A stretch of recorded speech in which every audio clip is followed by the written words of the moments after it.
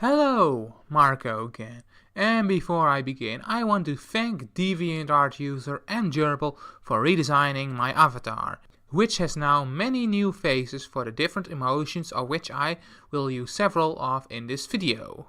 Now back to the topic of this video.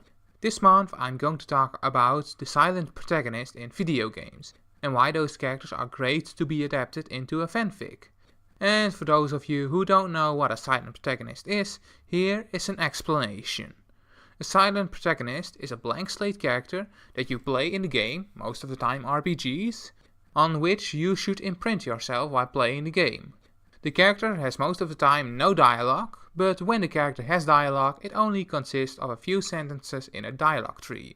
But most of the time it is a character who is a creepy, silent weirdo with no social skills, who the other NPCs say is brave, strong, better than them, or too young, who is supposed to save the world, and if he or she existed in the real world, he or she would be freaking creepy. A good example of this is the main character in Pokemon Sun and Moon.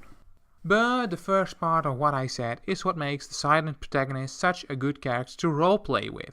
They are a blank slate with who you can make whatever you want them to be in your thoughts. And there is just a problem, because in video games you can imagine them as something, but thanks to that your character is silent and NPCs react only in one way and say only things like you're brave, strong, too young, better than them, and you're the chosen one who's supposed to save the world. And in many games you can't give a reaction back to the things the NPCs say. The number of these games is happily decreasing thanks to better game consoles and computers.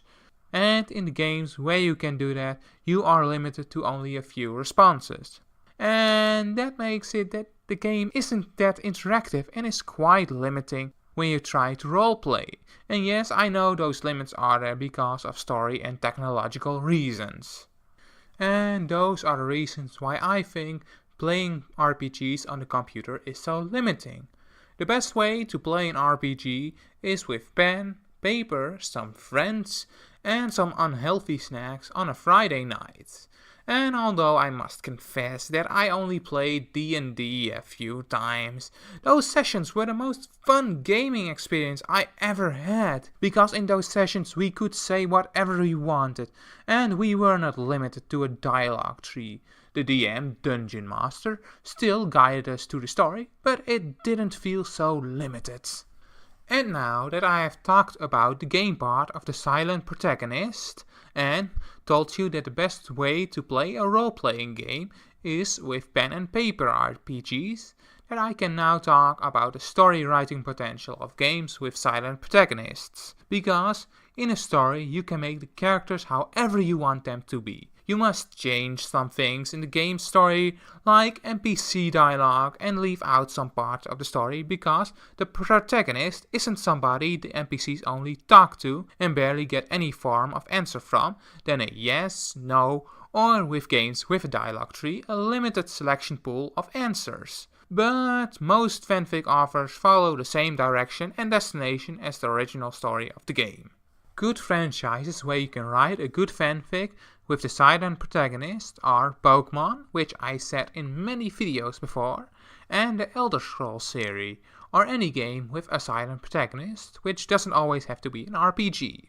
Now, for example, two good fanfics where the silent protagonist get more of a voice and depth. The first one is the Skyrim fanfic I'm currently reading, Skyrim Dovahkiin by Raven Studios.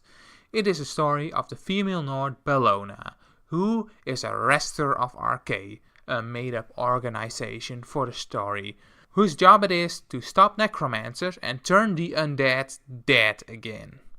But that shall not be her only job now that the dragons are returning to Skyrim. The second one is a Pokemon fanfic, Lunar Eclipse Part 1 by PD Paul. This fanfic takes place in the Sun and Moon games, where the main character, Celine, Moon, isn't just a creepy, smiling, silent weirdo, but a character who must overcome her fear of water and the death of her brother Elio. but generally follows the story of the Sun and Moon games, but with some dialogue changes because of that Celine has more of a three-dimensional character. And those were the things I had to say on the subject of the silent protagonists in games and how much of an amazing story writing potential they have in fanfics, and how they can be more fleshed out and given more personality with minor changes to the story. I hope you liked this video, and please like and subscribe and push that bell icon for notifications.